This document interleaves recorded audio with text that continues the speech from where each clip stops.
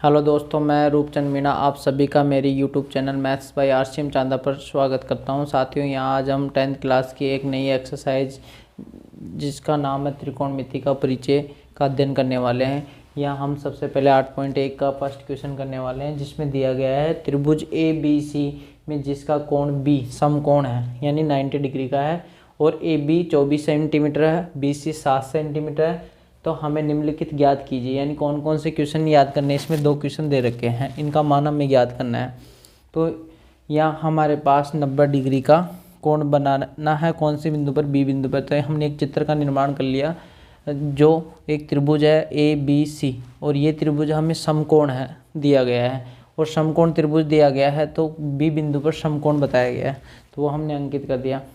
अब हम समकोण त्रिभुज के बारे में जानते हैं कि 90 डिग्री के सामने वाली भुजा क्या कहलाती है, कर्ण। ठीक है, अब हमें इन दोनों में से कोई सी भी लंब हो सकती, कोई सी भी आधार हो सकती है। तो जैसे हम ए कोण के मान याद करेंगे तो ए कोण के सामने वाली भुजा क्या कहलाएगी हमारे लिए, लंब, और थीटा कोण के सामने वाली भुजा क्या कहलाती है, लंब, और शेष जो बच जाती है वो आधार। तो त्रिकोणमितीय अनुपात हमारे पास मुख्य रूप से 6 होते हैं।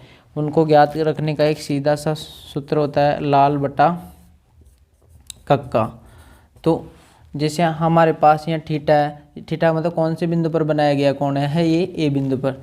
तो जैसे साइन ए याद करना हो तो साइन ए के अनुपात हमारे पास मुख्य होते हैं और इनके अपोजिट 3 और होते हैं। तो ऐसे करके हमारे पास कुल त्रिकोणमितीय अनुपात होते हैं 6।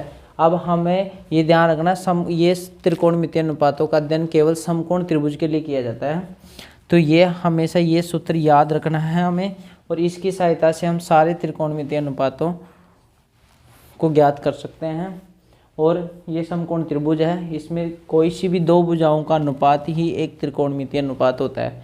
तो हमें ये विशेष ध्यान रखना है कि जब तक थीटा नहीं बताया जाए तो इन दोनों में से कोई सी भी एक लंब हो सकती है, कोई सी भी आधार हो सकती है। तो यहाँ पे हमें पहले क्वेश्चन में क्या याद करना है, साइन ए का मान। तो साइन ए का सूत्र बनेगा, यानी थीटा हम ए वाला ले रहे हैं, तो लंब ये हो गया, आधार ये हो गया, कर्ण ये हो गया। तो साइन का मतलब होगा लंब बटा कर्ण। तो लंब कितना है, BC भुजा, ठीक है, और कर्ण होगा AC। तो साइन ए का मान हो गया BC बटा AC। अब हमारे पास सीधी सी बात है, BC तो है लेकिन AC नहीं है, तो सबसे पहले हमें AC ज्ञात करना है। तो AC ज्ञात करने के लिए हमें पाइथागोरस प्रमेय का यूज करना है। तो पाइथागोरस प्रमेय कब यूज होती है, ये एक समकोण त्रिभुज में यूज होती है। और पाइथागोरस प्रमेय कहती है कि समकोण त्रिभुज में कर्ण जो होता है उसका वर्ग लंब के स्क्वायर और आधार के स्क्वायर के योग के बराबर होता है। कर्ण का जो वर्ग होता है, इन कर्ण का स्क्वायर होता है, वो आधार और लंब के स्क्वायर के योग के बराबर होता है। अब हमारे पास कर्ण नहीं है तो हम कर्ण निकालेंगे। तो कर्ण का मतलब क्या है, AC नहीं है हमारे पास, तो AC का स्क्वायर, L का मतलब क्या है, BC है हमारे पास 7, तो 7 का स्क्वायर प्लस A का मतलब है BA या AB, तो इसका स्क्वायर यानी 24 का स्क्वायर। तो हम सीधा सीधा यहाँ स्क्वायर कर लेंगे, तो 7 का स्क्वायर आ गया 49 और 24 का स्क्वायर हो गया 576।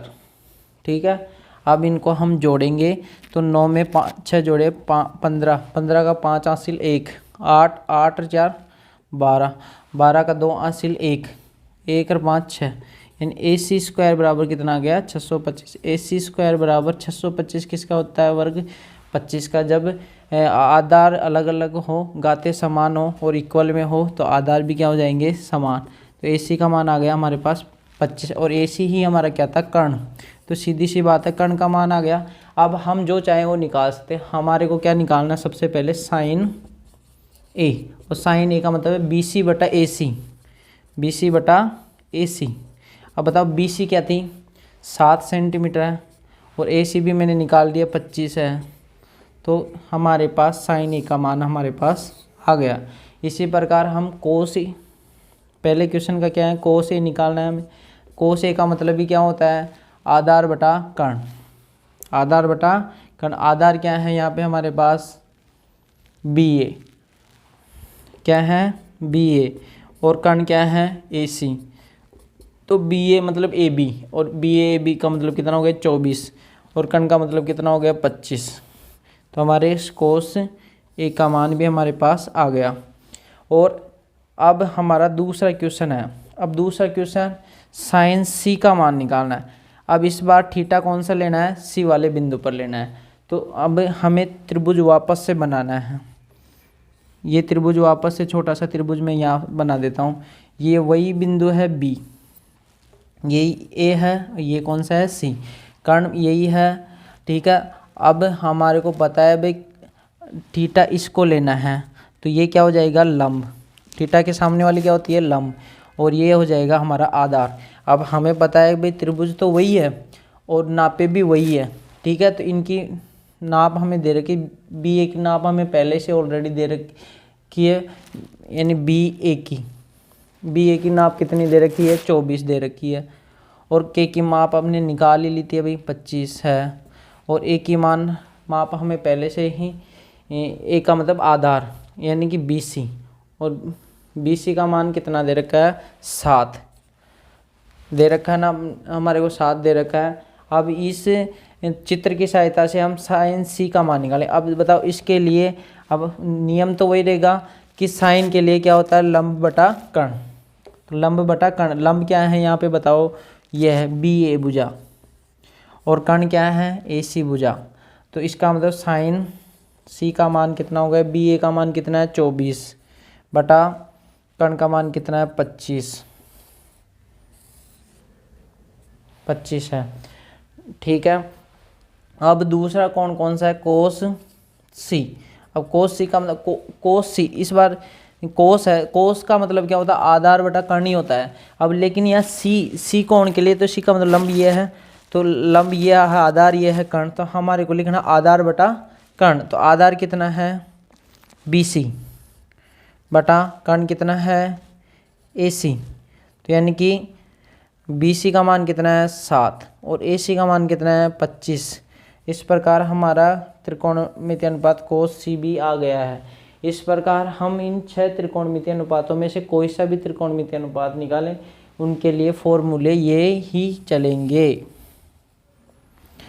तो यानी कि आपको इसको याद रखना, लाल बटा कक्का। इसका मतलब ये होता है कि लंब बटा कर्ण, यानी ये ऐसे चलेंगे तो ये साइन का हो गया, आधार बटा कर्ण ऐसे चलेंगे तो ये हो गया, ये तो हो गया साइन का, ये हो गया कोस का, और ये हो गया लंब बटा कर्ण, लंब बटा आधार, ये हो गया टैन का।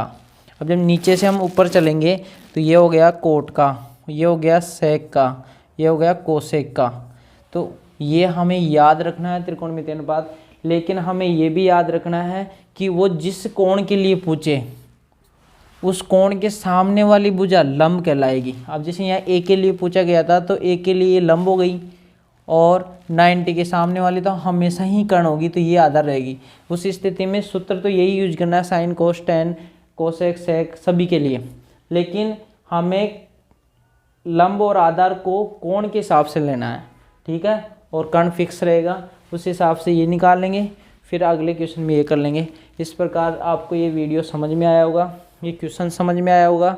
आपको समझ में आया हो तो इसको लाइक करें, मेरे चैनल को सब्सक्राइब करें, और इस वीडियो को ज़्यादा से ज़्यादा शेयर करें अपने दोस्तों तक, जिससे इसका लाभ आपके दोस्तों को भी मिल सके। इसी प्रकार की वीडियो लेकर हम आते रहेंगे।